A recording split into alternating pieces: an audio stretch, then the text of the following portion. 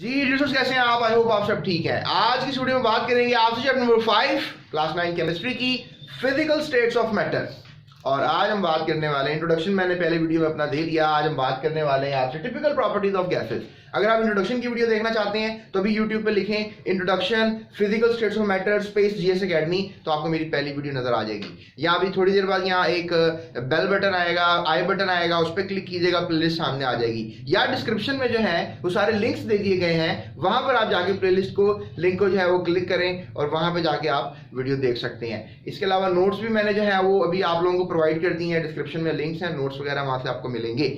आज का हमारा जो टॉपिक है टिपिकल प्रॉपर्टीज ऑफ गैसेस, यानी गैसेस की कौन कौन सी खसूसियात होती हैं, ऐसी कौन सी चीजें हैं गैसेस के अंदर जो आपको पता होनी चाहिए, वो ये है। जिनमें सबसे पहले मैं बात करूंगा आपसे डिफ्यूजन की, कि गैसेस की एक बहुत बड़ी खासियत डिफ्यूजन होती है। उसके अलावा मैं बात करूंगा आपसे इफ्यूजन की, कि इफ्यूजन भी जो है गैस की बहुत बड़ी खासियत है। इसके अलावा प्रेशर, जो कि बहुत बड़ी खासियत है गैसेस की। बहुत सी गैस बहुत सा प्रेशर लगा के बहुत से काम निकलवा रही होती हैं। I am not talking about that pressure. So उसके बाद जो है कंप्रेसिबिलिटी, कंप्रेसिबिलिटी भी जो है एक खासियत है गैसेस की। फिर मोबिलिटी भी एक खासियत है गैसेस की। और डेंसिटी तो तकरीबन सारे स्टेट ऑफ मैटर की खासियत है, यानी सॉलिड की भी, लिक्विड की भी डेंसिटी होती है, गैस की भी डेंसिटी होती है। तो कुछ गैसेस की डेंसिटीज की बात करेंगे एट डिफरेंट टेम्परेचर्स, कि आखिर गैस की डेंसिटी को क्या फर्क पड़ता है डिफरेंट टेम्परेचर्स के ऊपर। बहरहाल आप अभी निकाल लें अपनी कॉपी पेंसिल, और अभी मैं आपको बताऊंगा बहुत से तगड़े सवाल जो बोर्ड में आते हैं, और एमसीक्यूज भी साथ साथ बताऊंगा सारे, ताकि आपका हो जाए बोर्ड का ये तैयार क्वेश्चन लॉन्ग या शॉर्ट या एमसीक्यूज के तौर पर। वैसे खुशखबरी ये है कि अभी ऐसे प्रॉपर्टीज ऑफ गैसेस में कभी लॉन्ग नहीं आया है, इनमें शॉर्ट ही अमूमन पूछा गया है जो अभी तक मैंने आपको टॉपिक्स बताए। तो अगर लॉन्ग आता भी है तो वो ये आ जाएगा कि right few properties of gases. तो फिर आपने इन हेडिंग्स को याद रखना है, diffusion, effusion, pressure, compressibility, mobility, density. अगर आपको याद रह जाएंगी तो फिर समझ लें कि आप लिख पाएंगे इनके बारे में। तो मैं एक एक करके सारों को एक्सप्लेन करता हूं, आप मेरे साथ रहिएगा। तो सबसे पहले हम बात करेंगे आपसे डिफ्यूजन की। अब डिफ्यूजन जो है आपको बोर्ड में बड़ी दफा शॉर्ट क्वेश्चन आया, define diffusion, what is diffusion, तो ये सवाल आप लिख लो। उसके बाद यही सवाल आता है एंड विद एग्जांपल, ये मस्ट है। यानी कि अगर आपने डिफ्यूजन के बारे में कुछ बातें की हैं एग्जामिनर के साथ, तो आपने साथ एग्जांपल लाजमी लिखनी है। अगर आप एग्जांपल नहीं लिख रहे हो, things are not okay, examples must बनती है। अगर सिर्फ क्वेश्चन में पूछा है तो इट्स ओके, वेरी गुड, तो लिखनी पड़ेगी। अगर नहीं भी पूछा, एग्जाम्पल मस्ट है, आपने एग्जाम्पल लिखनी है। क्या लिखा सवाल? डिफाइन डिफ्यूजन, तो आपने साथ एग्जाम्पल भी लिख देनी है कि कौन सी गैस डिफ्यूज कर रही है, ये वो रेफरेंस दे देना है, क्रॉस कर देना है उनको। मैं आपको समझाऊंगा, अभी टॉपिक के अंदर बात करूंगा मैं यहाँ से। फिर आपसे एफ्यूजन की बात की जाएगी, अगेन एग्जाम्पल्स दे दीजिएगा साथ एफ्यूजन को डिफाइन करने के बाद। फिर प्रेशर पूछा जाएगा, इसमें यूनिट्स के ऊपर बहुत ज़्यादा काम करेंगे हम, कि प्रेशर के बहुत से डिफरेंट यूनिट्स होते हैं। इसके अलावा नॉर्मल प्रेशर की बात करेंगे, और फिर बात करेंगे डिफरेंट प्रेशर्स की। और फिर कंप्रेसिबिलिटी, गैस की खासियत है कि वो कंप्रेस हो जाती हैं, you know they can really come closer to one another. जैसे कि आपको मैंने लास्ट टाइम भी बताया था, लास्ट लेक्चर में, कि आप अगर एक सिरिंज लेते हैं, उसको अगर उसकी नीडल उतार कर आगे उसको हाथ लगा देते हैं, तो पिस्टन पीछे से दबाते हैं, तो गैस का जितना भी वॉल्यूम होता है, प्रेशर लगाने से उसका वॉल्यूम कम हो जाता है। अगर हम ये कर सकते हैं तो ये आपको करके भी दिखाएंगे। मेरी नेक्स्ट वीडियो में आपको ये मैं करके दिखाऊंगा, मेरी नेक्स्ट वीडियो लाजमी देखिएगा। उसमें नेक्स्ट में आपसे ही हम बताएंगे कंप्रेसिबिलिटी के अलावा मोबिलिटी। आपको पता है कि आप परफ्यूम लगाते हो, you know gases really diffuse, पहुंच जाती हैं हर जगह पे। बात ही याद रखने वाली कि गैस कभी रुकी हुई नहीं होती, कोई भी गैस हो। मैंने आपको पिछले लेक्चर में बताया कि 78% नाइट्रोजन है इस वक्त एटमॉस्फेयर में, यानी सबसे ज्यादा पाई जाने वाली गैस जो है वो नाइट्रोजन गैस है। 78% is quite good percentage, healthy percentage. तो हवा में सबसे ज़्यादा नाइट्रोजन गैस पाई जाती है। इसके अलावा आपसे सवाल किया जाएगा मोबिलिटी के अलावा, definitely gases are moving, all time moving. और इसके अलावा फिर डेंसिटी की बात की जाएगी। डेंसिटी में यही होता है कि मास पर वॉल्यूम क्या लेनी है गैस। डिफरेंट गैसेस की डिफरेंट टेम्परेचर के ऊपर डिफरेंट कसाफतें होती हैं, डेंसिटीज होती हैं, उनकी हम बात करेंगे टॉपिक के अंदर ही। सो अभी हम बात करते हैं डिफ्यूजन की। ओके स्टूडेंट्स, तो हम बात करते हैं डिफ्यूजन की। डिफ्यूजन की डेफिनेशन बुक के अकॉर्डिंग देख लेते हैं। वैसे आप लोगों ने पढ़ा होगा, the movement of particles from a higher concentration towards the lower concentration. No doubt that is a very feasible right answer. लेकिन आज हम बात करेंगे एक और तरीके से डिफ्यूजन को डिफाइन करेंगे, दैट इज स्पॉन्टेनियस। स्पॉन्टेनियस का मतलब होता है लगातार। शायद आपने पहली दफा लफ्ज सुना हो, लगातार, रुके बगैर, रुके बगैर। ओके, रुके बगैर। ये रुके बगैर क्या हो गया? ओ, फिर लगता है कुछ थोड़ी उर्दू में गड़बड़ हो जाती है, टेंशन लेनी। ओके, सो स्पॉन्टेनियस यानी कि लगातार मिक्सिंग अप ऑफ मॉलिक्यूल्स, यानी कि मॉलिक्यूल्स मिल रहे होते हैं। आप हवा में नाइट्रोजन, ऑक्सीजन, कार्बन डाइऑक्साइड, पता नहीं क्या क्या, अमोनिया, मीथेन, पता नहीं कौन कौन सी गैसेस हैं इस वक्त हवा के अंदर, और जब कभी बैड गैसेस ज्यादा हो जाती है तो आप कहते हो यार मुझे सांस नहीं आ रहा, I want to go away from this place. फिर आप उस जगह पे जाते हो जहाँ पे क्या 21% ऑक्सीजन होती है, you want to go that place जहाँ पे 21% ऑक्सीजन होती है। बस कोई भी गैस हो, आपस में ये हिलते जुलते रहते हैं, मोबिलिटी रहती है इनके अंदर, तो ये स्पॉन्टेनियस मिक्सिंग अप करते हैं, यानी ये हमेशा आपस में घुलते मिलते रहते हैं मॉलिक्यूल्स। नो डाउट ये जो हमारे पास हाइड्रोजन मैंने लिखा हुआ है ये भी मॉलिक्यूल है, ये ऑक्सीजन भी मॉलिक्यूल है, तो ये आपस में मिलते जुलते रहते हैं। सो नो डाउट नाइट्रोजन भी कह सकते हो आप। नाइट्रोजन को मैंने आपको ट्रिपल कोवेलेंट बॉन्ड में पढ़ाया था, आपको याद हो, ये इसका हमारे पास मॉलिक्यूलर फार्मूला था और ये इसका स्ट्रक्चरल फार्मूला था विद द लोन पेयर्स, सो ये हमारे पास नाइट्रोजन का मॉलिक्यूल था जो हमने स्टडी किया। तो बहरहाल ये नाइट्रोजन भी मॉलिक्यूल है हवा में, 78% है। लेट्स से दैट हमारे पास अगर 10 पार्टिकल्स होंगे, सॉरी 100 पार्टिकल्स होंगे, तो उसमें से 78 तो नाइट्रोजन के ही होंगे, क्योंकि 78% इज हैवी परसेंटेज। और उसके अलावा आप कह सकते हो 21 पार्टिकल्स होंगे ऑक्सीजन के, और बाकी जो रह गया वो पूरी दुनिया की जो दूसरी गैसेज हैं, यानी दुनिया में जितनी भी और गैसेज हैं वो सारी उन्हीं में काउंट होंगी। और रैंडम मोशन का भी आपको पता है, आपको पता है कि जो एक मक्खी होती है वो उसका पता नहीं होता उसने किधर जाना है, तो इन मॉलिक्यूल्स का भी कोई पता नहीं इन्होंने किधर जाना है, इन्होंने लेफ्ट जाना, राइट जाना, अप जाना, डाउन जाना, जिधर भी जाना जाए, बाहर में जाए उस पर, तो ये जिधर भी जाना है जा सकते हैं, राइट। तो spontaneous mixing up of molecules by the random motion, right, and collisions to form a homogeneous mixture. Homogeneous ये होता है कि हर तरफ बराबरी से मिक्स हो जाएंगे। मतलब अगर आप यहाँ खड़ा हो, मैं जा रहा हूँ यहाँ पर, मैं कहीं और जा रहा हूँ, मैं यहाँ खड़ा हूँ तो यहाँ पे भी ऑक्सीजन मिलेगी मुझे और यहाँ पे भी ऑक्सीजन मिलेगी, देखें आप, मिलेगी ऑक्सीजन। मैं तो ये सोच रहा हूँ हुकूमत ऑक्सीजन के ऊपर कब बिल लेगी इनसे, यहाँ पे मीटर लगा देगी और कहेगी आज आपने 200 रुपये की ऑक्सीजन यूज कर ली है। अल्लाह ही बचाए इस तरह के बात में भी लग रहा है ना मुझे, कोई टेंशन हो सकती है। सो कोलिजन मीन टकराव, टकराव होंगे and to form homogeneous mixture, और फिर ये होमोजेनियस मिक्सचर बना के रह रहे हैं। ऑक्सीजन दुनिया के हर कोने में मिलेगी आपको, आप गेटो के टॉप पे चले जाए कम हो जाएगी लेकिन मौजूद होगी। अब ये भी क्वेश्चन है कि बुलंदी पे जाने पे गैसों की तादाद कम क्यों हो जाती है, क्योंकि इसकी जवाब ये होती है कि गैसेस की भी एक डेंसिटी होती है जिस वजह से वो निचले एरिया में ज़्यादा मिलती हैं आपको compare to the upper areas. तो इसलिए K2 बुलंदी पर मौजूद है, समंदर की सतह से काफ़ी ऊपर है, तो इसलिए आपको वहाँ पर गैसेस की तादाद थोड़ी कम मिलेगी। अब मैंने कहा एग्जाम्पल भी आपने देनी है, तो डिफ्यूजन के लिए पेश खिदमत हाजिर है एग्जाम्पल। इसमें आप लिखेंगे कि हाइड्रोजन 4 गुना ज़्यादा भागती दौड़ती है, मोबाइल होती है देन दी ऑक्सीजन। मैं आपको एक बात बताऊँ इसके पीछे रात की बात यह है कि हाइड्रोजन गैस का वजन है 2 ग्राम पर मोल, और ऑक्सीजन गैस का वजन है 32 ग्राम पर मोल। इससे क्या साबित हुआ कि ऑक्सीजन भारा मॉलिक्यूल है, तो फिर डेफिनेटली जो मूवमेंट्स होंगी वो हल्का बंदा ज्यादा मूव करता है, भारा बंदा थोड़ा सा हैवी हो जाता है। फरारी गाड़ी वो गई और बड़ा ट्रक चलेगा, लेकिन मजे से चल के जहाँ पे जाना होगा पहुंचेगा, लेकिन जो स्पीड फरारी की, आई थिंक सो वो ट्रक की कभी नहीं हो सकेगी। So that what I mean कि हैवी चीज़ों का मूवमेंट स्लो होता है comparative to the the lighter weight bodies, और लाइटर वेट बॉडीज तेजी से मूव कर सकती हैं। So that makes an idea कि हाइड्रोजन जल्दी फास्टर 4 गुना ज़्यादा तेज भागेगी, दौड़ेगी, मूव करेगी, उसके अंदर मोशन होगा as compare to the oxygen gas. So ये है डिफ्यूजन, कहानी स्टार्ट है। अब हम बात करेंगे फ्यूजन की। अगर आपको क्लास में समझ में नहीं तो मेरी बात सुने, मैं आपको समझा देता हूँ फ्यूजन क्या होती है। तो स्टूडेंट्स बात करते हैं फ्यूजन की। फ्यूजन बहुत बड़ा सवाल, इसको भी एग्जाम्पल के साथ आपने कर लेना है। फ्यूजन क्या है? Escaping of a gas molecules through a tiny hole into a space with a lesser pressure. अब एस्केपिंग है गैस मॉलिक्यूल्स की एक छोटे से सुराख से, और डेफिनेटली वो सुराख से बाहर गैस इसलिए आ रही है क्योंकि वहाँ पर जहाँ पर वो बाहर आ रही है वहाँ पर प्रेशर कम है। जैसे भी एक स्टूडेंट मुझे सवाल कर रहा था कि सर गैसेस लिक्विड भी हो सकती है। मैंने कहा यार गैस एक स्टेट ऑफ सेंसेशन है, लेकिन लिक्विड तो एक अलग स्टेट ऑफ मैटर है। तो उसने कहा सर लाइटर में जब हम दबाते हैं तो लिक्विड सर एकदम really comes out into a form of a gas and वो जलाता है ये और वो। मैंने कहा वेरी गुड सेंसेशन, हम इसको फ्यूजन में यूज़ करेंगे। अब क्या होता है, लाइटर को जब आप खोलते हैं तो आपको पता है गैस बाहर आती है, और वहां पर प्रेशर इतना ज़्यादा है कि वो गैस लिक्विड बनी पड़ी अंदर, और जब वो बाहर आती है तो फिर वो गैस जलती भी है और उस टाइनी होल से बाहर आ जाती है।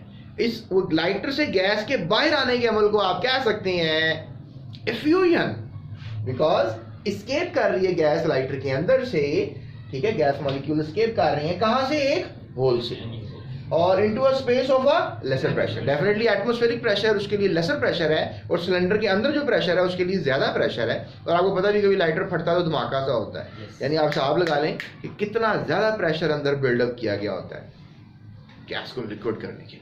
चलें इससे इजी एग्जांपल कर लेते हैं। इससे इजी एग्जांपल है टायर।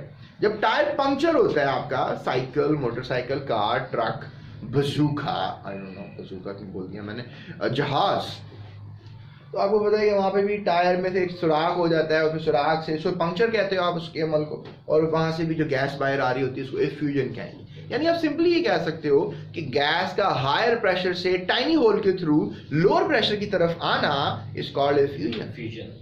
डिफ्यूजन क्या था? It was just a mixing up, spontaneous, लगातार मिक्सिंग अप ऑफ मॉलिक्यूल्स, ठीक है। तो डिफ्यूजन को अगर हम बायोलॉजिकली भी देखते हैं तो हम कहते हैं जहाँ पे पार्टिकल्स की तादाद ज्यादा है वहां से हमेशा पार्टिकल्स जाते हैं जहाँ पे इनकी तादाद कम है, from a concentration gradient toward the lower concentration gradient, तो इसको भी हम डिफ्यूजन कह देते हैं। लेकिन थोड़ा सा जरा गैसेस के अंदर डिफ्यूजन जो मैंने डेफिनेशन लिखवाई आपको, आपने वही लिखनी है पेपर्स के अंदर, ये मैटर करती हैं चीज़ें। आपने बायोलॉजी की याद की होगी तो that is not a good point, chemistry की याद करनी चाहिए थी आपको, तो लिहाजा यहाँ पर हमने लिखा। सो मैं आपको एक बात और बताना चाह रहा हूँ, और उस बात ये है कि लाइटर गैसेस एफ्यूज करती हैं जल्दी comparative to the heavier gases. जैसा कि मैंने कहा डिफ्यूज करती हैं लाइटर गैसेस, हाइड्रोजन एक लाइटर गैस थी और ऑक्सीजन से ज्यादा जल्दी डिफ्यूज कर रही थी। इन द सेम वे हमारे पास जो लाइटर गैसेस है यानी हाइड्रोजन गैस जल्दी एफ्यूज करेगी as compare to the oxygen gas, क्योंकि ऑक्सीजन गैस एक हैवियर गैस है ना। मैंने आपको लिख के भी बताया कि ऑक्सीजन गैस का जो पर मोल वजन है वो 32 ग्राम है, और जबकि हाइड्रोजन गैस का पर मोल वजन सिर्फ 2 ग्राम, सो 2 ग्राम है। सो स्टूडेंट्स ये था हमारा फ्यूजन। अब हम बात करेंगे आपसे प्रेशर की, one of my favourite topic to discuss. तो स्टूडेंट्स प्रेशर के ऊपर बात कर रहे हैं। प्रेशर, एग्जाम्स का प्रेशर, बहुत प्रेशर से बंदा, एक इंसान बेचारा बड़े प्रेशर से गुजरता है लाइफ में और फिर जाके वो कुछ अचीव कर पाता है लाइफ में।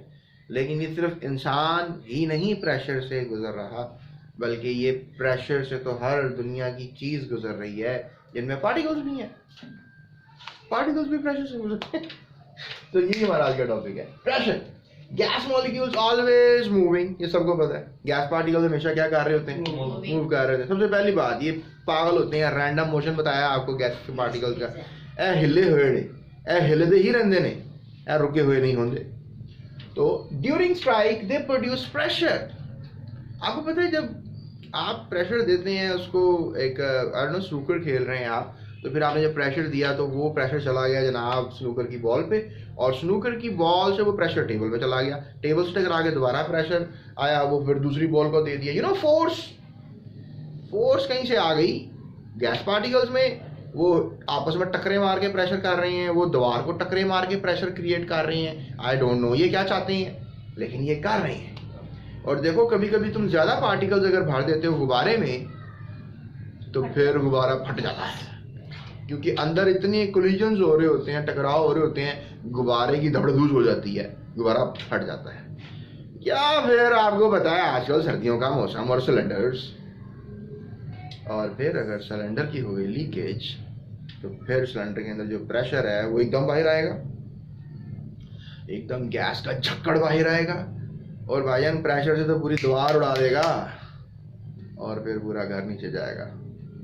तो सिलेंडर्स के बारे में एहतियात होनी चाहिए भाई, क्योंकि सिलेंडर के अंदर भी गैस है, गैस बड़ी नोटी है, ये गैस खतरनाक है, इसके साथ पंगे नहीं लेने, इसके साथ बड़े तरीके से चलना है। सिलेंडर लाइसेंस वाला लेना है और ख़राब सिलेंडर, सस्ता सिलेंडर नहीं लेना, नहीं तो फिर क्या होगा वो आपको भी नहीं पता।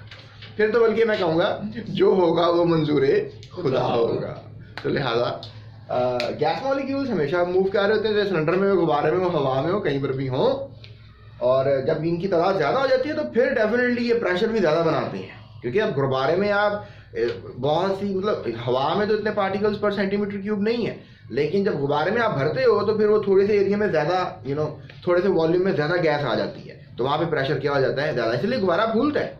अदरवाइज गुब्बारा तो कुछ अर्से के बाद आप देखते हो कि गुब्बारा थोड़ा सा फुसफुस सा हो जाता है and it never remains the same. ऐसा क्यों होता है? क्योंकि उसके होल्स होते हैं गुब्बारे के, ऐसा ऐसा वहाँ से गैस बाहर आ रही होती है, फिर नीचे जहाँ से आपने टाइट किया हो सकता है वहाँ से भी आपने सही टाइट ना किया हो, वहाँ से भी गैस बाहर आ रही होती है, तो ऐसा ऐसा वो फुसफुस हो जाता है फुसफुस गुब्बारा।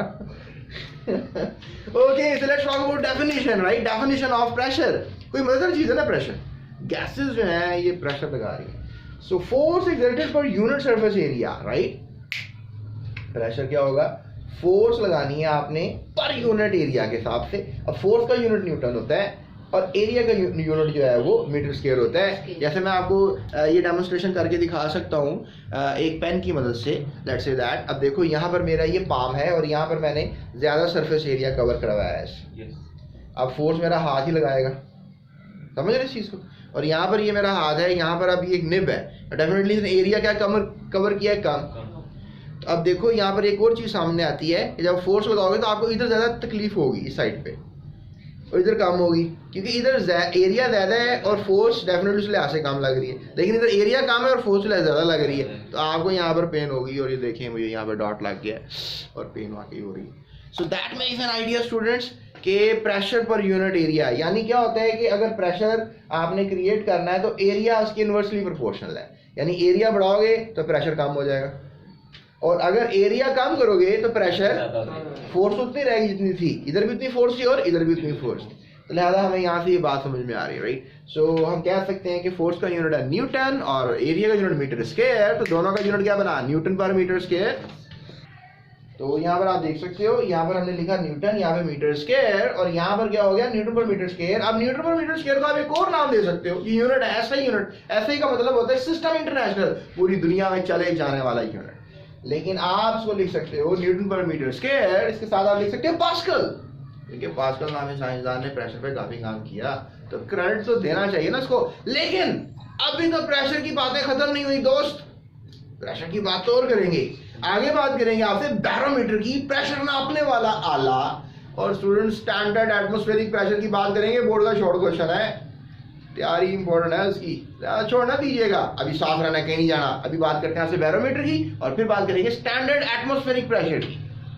Dear students, barometer and manometer दो प्रेशर की डिवाइसेस है। ये दो प्रेशर की डिवाइसेस क्या कर सकती हैं? ये आपको बताएंगी प्रेशर कहां पर है, कितना। याद रखिएगा, बैरोमीटर इस्तेमाल होता है एटमॉस्फेयर के प्रेशर को नापने के लिए। Atmospheric pressure measurement, atmospheric pressure measurement.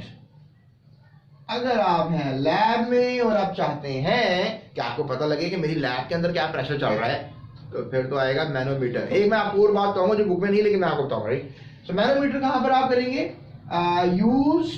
used to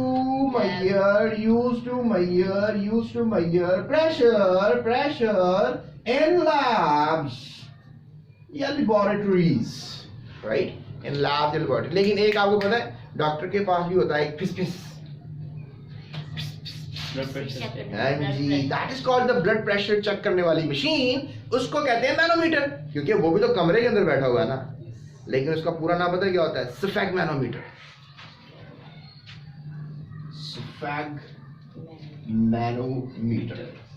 सफेग manometer पता लग गया ना, याद रखना।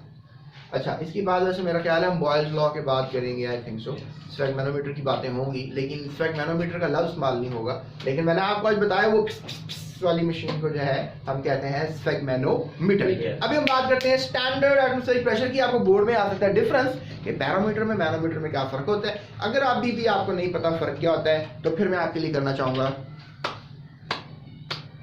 आई होप आपको पता लग गया होगा।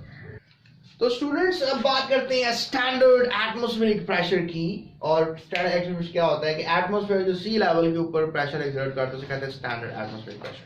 अब कहूँगा सर सी लेवल पे प्रेशर एक्सर्ट हो रहा है तो ये मैदानी इलाकों में भी हो रहा है, पहाड़ों में भी हो रहा है, लेकिन स्टैंडर्ड आप सी लेवल पे जाके क्यों ले रहे हो? मैं कहता हूँ, अगर ये जमीन है और ये सारा समंदर से भरा हुआ पानी है और ये है सारा एटमॉस्फेयर, तो ये है पहाड़, ये कुछ जमीन एंड ये समंदरों के सारा पानी है। तो यहाँ पर देखो, यहाँ पर समंदरों के ऊपर जो है कॉलम आ रहा है ये वाला, और जमीन पर ये कॉलम आ रहा है, और पहाड़ पे ये कॉलम आ रहा है। अब देखो जमीन पर समंदर की सतह पे ज्यादा कॉलम बड़ा आया है, यस, कंपेयर टू दी जमीन, कंपेयर टू दी पहाड़। तो पहाड़ पे सबसे छोटा कॉलम बना है और जमीन पे उससे बड़ा बना, समंदर में सबसे बड़ा कॉलम बना है। तो सही प्रेशर नापने के लिए आपको समंदर की सतह पे जाना पड़ेगा, क्योंकि हवा का कॉलम सबसे जबरदस्त होता है समंदर की सतह पे। तो इसलिए स्टैंडर्ड लेंगे तो अच्छा लेंगे ना, स्टैंडर्ड तो अच्छा हुआ ना। फिर तो स्टैंडर्ड लेने के लिए फिर क्या करना पड़ेगा, एटमॉस्फेरिक का प्रेशर स्टैंडर्ड लेना है तो जाना क्या पड़ेगा, सी लेवल पे जाना पड़ेगा। अभी गेम ओवर नहीं दोस्त, अभी तो बात और करेंगे। अभी अगली बात करते हैं आपसे। अगली बात स्टूडेंट्स ये है कि लेट्स से दैट आप चले गए शिप चलाने के लिए समंदर। अभी हमारे साथ हसनैन बैठे हुए हैं, पहले कल काजी गए थे, आप हसनैन जा रहे हैं, तो हसनैन वेलकम टू दी समंदर लेवल। और यहाँ पे जनाबे आली आप ही साथ कुछ लेकर गए, शिप में प्रेशर नापने के लिए गए हैं, स्टैंडर्ड एटमॉस्फेरिक प्रेशर नापने के लिए गए हैं, और वहां पर लेकर गए हैं ये mercury. Okay, so we have a mercury, okay, so we have a column again, और उसमें मरकरी डाली हुई है, ठीक है। तो अब मरकरी अगर हम इसमें डाल देते हैं, मरकरी को वैसे हम Ag से रिप्रेजेंट करते हैं। मरकरी का असली नाम हाइड्रारजायरम है, हाइड्रारजायरम। और इसके अलावा अब एटमॉस्फेयर जो है ये प्रेशर लगा रहा है मरकरी के टॉप पे, तो अब इसको मेजर करना है। अब mercury definitely you can say कि रेज होगी इस प्रेशर से। लेट्स से दैट कि दूसरी साइड पे आप एक यू ट्यूब लेकर गए हैं, let's say that it's a tube like this, समझ रहे हैं इस चीज को? तो अब यहाँ पर आप इसकी मेजरमेंट कर लें, यहाँ से मरकरी डेफिनेटली कुछ ऊपर मूव कर जाएगी, क्योंकि ऊपर से यहाँ से कॉलम प्रेशर लगा रहा है। यहाँ से भी आप कहेंगे कॉलम, लेकिन यहाँ से हमने उसको वैक्यूम दिया हुआ है, तो फिर क्या होगा कि मरकरी मूव करेगी और राउंड अबाउट 76 सेंटीमीटर या 760 मिलीमीटर मूव करेगी। तो वो हवा के प्रेशर ने मरकरी को जो है वो रेज कर दिया है, हवा के प्रेशर ने मरकरी को मूव करवा दिया है टू दी अपर लेवल। तो ये तो कोई फूक से नहीं हुआ या कोई दूसरी गैस के प्रेशर से नहीं किया, ये तो एटमॉस्फेयर ने खुद मूव करवा दिया। तो हमने इसको बना दिया स्टैंडर्ड। क्या बना दिया? स्टैंडर्ड। मरकरी की मदद से हम लिखेंगे 760 मिलीमीटर मरकरी मूव किया, तो ये हो गया यूनिट इसका प्रेशर का। और कितना मूव किया? 760। या फिर आप लिख लो 76 सेंटीमीटर ऑफ मरकरी। तो ये हमने बना दिया स्टैंडर्ड एटमॉस्फेरिक प्रेशर। स्टूडेंट्स, अब तुम कहोगे कि सेंटीमीटर ऑफ एजी लिखा जाए, मिलीमीटर ऑफ एजी लिखा जाए, तो ऐसा ही यूनिट तो दोनों नहीं है। ऐसा यूनिट तो मैं पहले बता चुका हूँ, वो न्यूटन पर मीटर स्क्वायर है या फिर वो पास्कल है। तो बोर्ड में आएगा सवाल कि ऐसा यूनिट क्या है प्रेशर का, तो बोलना ना न्यूटन पर मीटर स्क्वायर है या फिर पास्कल है। जबकि मिलीमीटर ऑफ एजी या सेंटीमीटर ऑफ एजी ये लोकल यूनिट्स हैं। अब तुमको सर कोई और लोकल यूनिट्स हैं तो बताओ, तो तुम्हारी किताब में सारे वो बता देता हूँ मैं आपको, right. So let's talk about it. तो यहाँ पर आपको टॉर भी मैं एक यूनिट बताऊंगा। तो 7, अगर हम टॉर में देखें तो 760 ही टॉर मैं बता दूंगा, और 760 टॉर 760 मिलीमीटर ऑफ एजी के बराबर होता है, ठीक है। अगर आप टॉर के अलावा मुझे कहोगे तो मैं आपको फिर बता दूंगा न्यूटन पर मीटर स्क्वायर। यही इसी वैल्यू अगर न्यूटन पर मीटर स्क्वायर में मेजर करोगे तो 11325 न्यूटन पर मीटर स्क्वायर होगी वो, ये बात नहीं भूलनी है आपने। फिर अगर आपको पता है न्यूटन पर मीटर पास्कल भी हो सकता है, तो फिर आप लिखोगे 11325 पास्कल।